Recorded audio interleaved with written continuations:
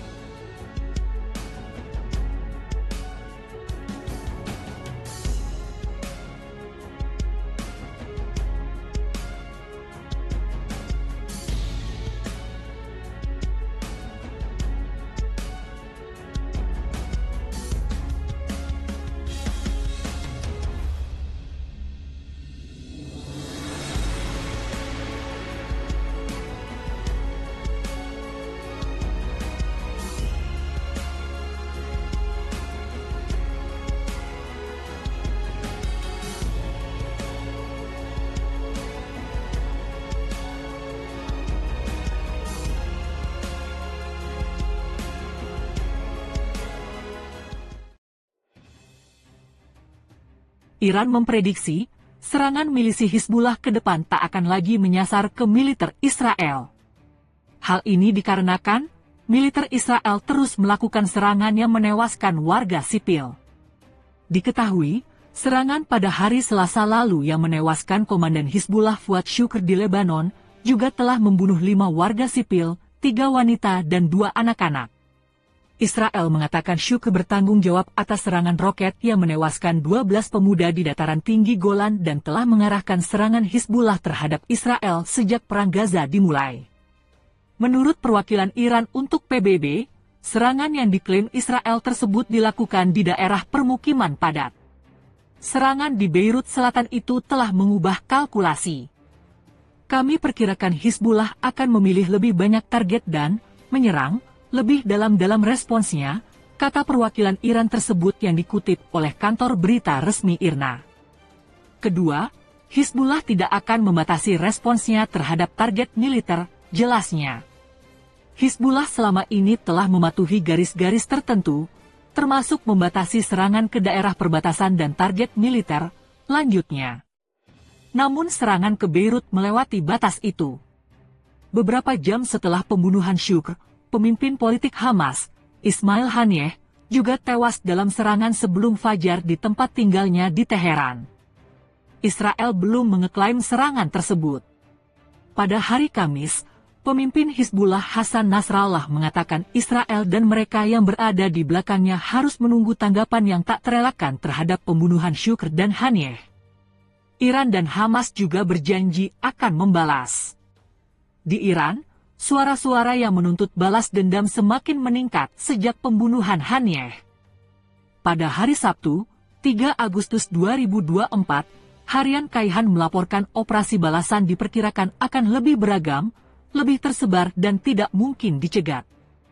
Kali ini, kawasan seperti Tel Aviv dan Haifa serta pusat-pusat strategis dan terutama tempat tinggal sejumlah pejabat yang terlibat dalam kejahatan baru-baru ini termasuk di antara sasarannya, kata Kaihan dalam sebuah tulisan opini.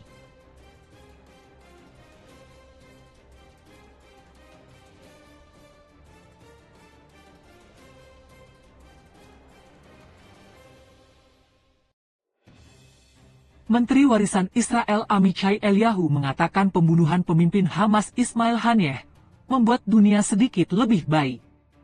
Tidak ada ampun bagi orang-orang fana ini, tulis Eliyahu dalam posting di X.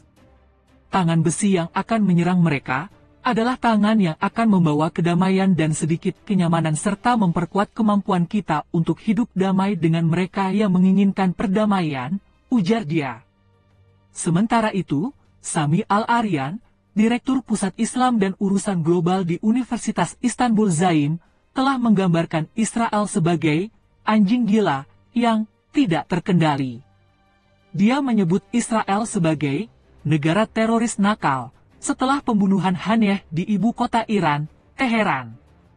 Ini bukan perilaku negara beradab yang diakui di seluruh dunia. Kita berbicara tentang dampak yang sangat signifikan yang akan ditimbulkan pembunuhan ini, ujar Al-Aryan kepada Al Jazeera. Dia menekankan, ini adalah eskalasi yang sangat besar, apa yang terjadi kemarin di Lebanon, apa yang terjadi hari ini di Teheran.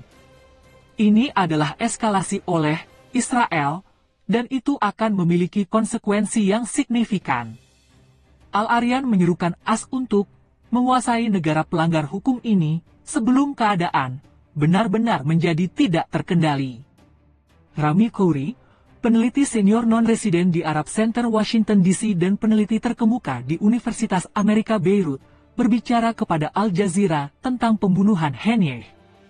Salah satu tujuan Israel di Gaza adalah untuk menghancurkan Hamas sebagai sebuah gerakan, ungkap Khouri mengatakan kepada Al Jazeera, tetapi karena ini terbukti sangat sulit, mereka malah berkata, baiklah, kita perlu membunuh semua pemimpinnya. Pembunuhan Haniyeh di Iran mungkin merupakan bagian dari proses itu, papar dia. Khouri mencatat pembunuhan terhadap para pemimpin kelompok seperti Hamas dan Hizbullah telah lama menjadi strategi Israel, tetapi dia mengatakan hal itu tidak terbukti berhasil, karena pembunuhan-pembunuhan sebelumnya menyebabkan meningkatnya dukungan publik terhadap gerakan-gerakan tersebut. Berbicara mengenai peristiwa-peristiwa pada tanggal 7 Oktober, Khouri mencatat, tidak jelas apakah sayap politik yang dipimpin Haniyeh mengetahui serangan yang dilakukan oleh sayap militer. Kami mendengar orang-orang mengatakan mereka mengetahuinya, orang lain mengatakan mereka tidak mengetahuinya, dan kita baru akan mengetahuinya ketika buku-buku sejarah ditulis, pungkas dia.